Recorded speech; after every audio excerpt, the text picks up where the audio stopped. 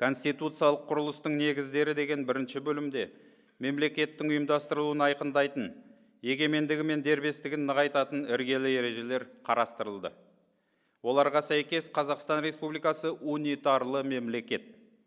Басқару нысаны президенттік республика деп тұжырымдалды. Сөйтіп, бұрын бір қатар ғалымдар мен мамандардың басқару нысанын нақтылау керек деген ұсынысы жүзеге асты. Еліміздің әкімшілік аумақтық құрылысын жай заңмен емес, конституциялық заңмен айқындау ұсынылады.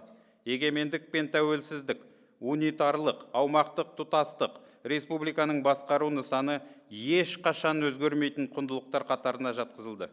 Бұл мызғымас талап Конституцияның соңында емес, алғашқы нормаларында бекітілді.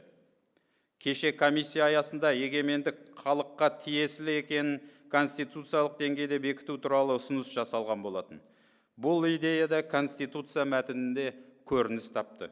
4-ші бапта мемлекеттік биліктің бірден-бір бастауы және егемендік иесі Қазақстан халқы деп шегеленіп жазылды.